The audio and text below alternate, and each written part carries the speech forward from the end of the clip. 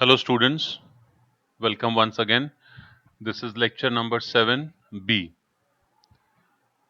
So in the earlier lecture we have understood what are inverse trigonometric functions.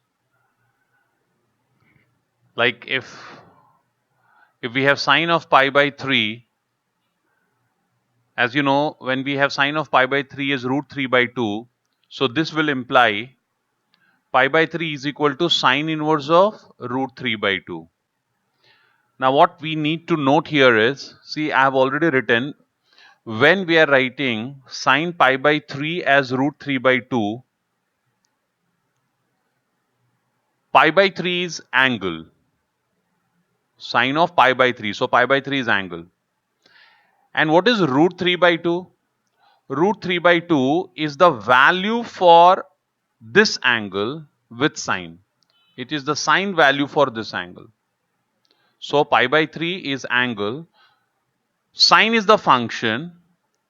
And root 3 by 2 is the value of sine function for pi by 3. Okay. So we already know from here how to define inverse trigonometric functions. So pi by 3 will be sine inverse of root 3 by 2. As we had said that pi by 3 is angle, and now here pi by 3 is sine inverse of root 3 by 2. So what I can say is this whole thing is angle. This whole thing is angle. Students, this is very important. So when I have sine inverse of root 3 by 2, remember root 3 by 2, this root 3 by 2 number is not an angle. On the contrary, this whole thing is an angle. Sine inverse root 3 by 2 is angle. So sine inverse trigonometric function you will have to know. Now once again here, see, I wrote cos of pi as -1. So what is pi? Pi is an angle. And what is -1? -1 is the value of cosine function for this angle. So here from this, what does this imply? It implies cos inverse of -1. Cos inverse of -1 is pi. What does this imply? It will imply cos inverse of -1 is equal to pi. Cos inverse of -1 is pi. So if pi is angle here, this is angle, and hence this whole thing is angle. So let me write here one example. If I'm writing sine inverse of 0, so tell me students, is this 0 an angle? Yes, you are right. It is not an angle. So what is sine inverse 0? Sine inverse 0 value is 0. Sine inverse 0 value is 0. So sine inverse 0, this whole sine inverse 0 is an angle.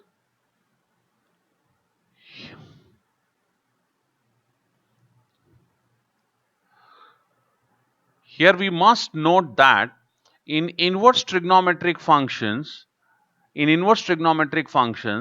sine inverse of x, cosine inverse of x, tan inverse of x, cosec inverse x, sec inverse x, cot inverse x, the variable x does not represent angle. On the contrary, sine inverse x is angle, cosine inverse x, cos inverse x is angle, tan inverse x is angle. These all are angle. Okay, let's move ahead. Some important results on inverse trigonometric functions.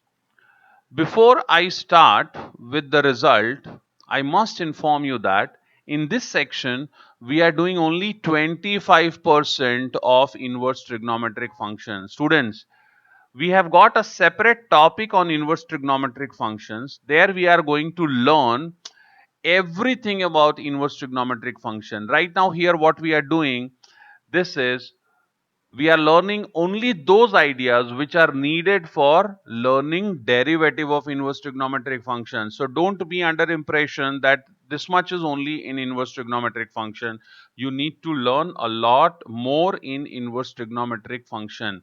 Right now we are doing only that part which is needed for the derivative of inverse trigonometric functions. So here are few results, some important results.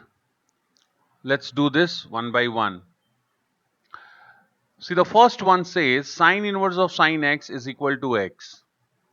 Sine inverse of sine x is x. Remember, this you have to learn by heart. Sine inverse of sine x is x. Cos inverse of cos x is x.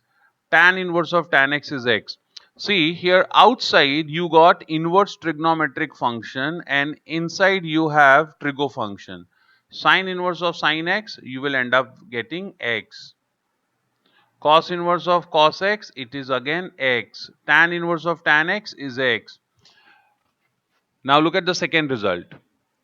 Sine of sine inverse x. So you can say that this result which I have written here, it goes on the same line as this result. It goes on the same line as this result. The difference is here we have outside inverse trigonometric function. Here we have outside inverse trigonometric function and inside we have trigo function, and here it's exactly opposite. Outside it is trigo function, inside inverse trigo function. But then in either of these two, what is important, whether it is this or it is this, what we notice is that inside and outside they are inverse of each other. Sine is inverse of sine inverse, so you got again x. So cos of cos inverse x is x, tan of tan inverse x is x. It's a simple result. You will have to remember this, learn by heart. Okay, students, what if I have sine inverse of cos x? So see, if you have sine inverse of cos x, what you will first do? See, this cos x first I will convert into sine. We all know sine pi by 2 minus x is cos x. So what I did, students, for this bracket cos x, I wrote sine of pi by 2 minus x. See, I wrote sine of pi by 2 minus x. Now, once I have written this, once I have written for this, I have written sine of pi by 2 minus x. Once it is done, what I can say, sine inverse of sine. Again, the same earlier one is applicable. What was sine inverse of sine x? Students, it was x. Sine inverse of sine x is x. So the same way, here you have sine inverse of sine pi by 2 minus x. So sine inverse of sine pi by 2 minus x, what it will be, students? It will be only pi by 2 minus x. See, sine inverse and sine. Same way here. Look at this, what we have. We have cos inverse of sine x. So if it is sine x here and outside it is cos inverse, I want both to be inverse of each other. So I want here cos. So for getting cos, what I will do? Sine of x is cos pi by 2 minus x. So once I get cos pi by 2 minus x, now see here, I have cos inverse and cos. So it becomes pi by 2 minus x. And same thing I did for tan. I hope you got this. Okay. Now this one, look at this. It is sine of cos inverse x. Sine of cos inverse x is root of 1 minus x square. Cos of sine inverse x is root of 1 minus x square. See, these all results we will once again do, and when we will do this in inverse trigonometric functions topic, there we will take a lot more conditions. Here we are doing it only for the sake of formula because we have to differentiate some inverse trigonometric functions. Okay. Uh, fifth onwards, I will take in another video. Thank you.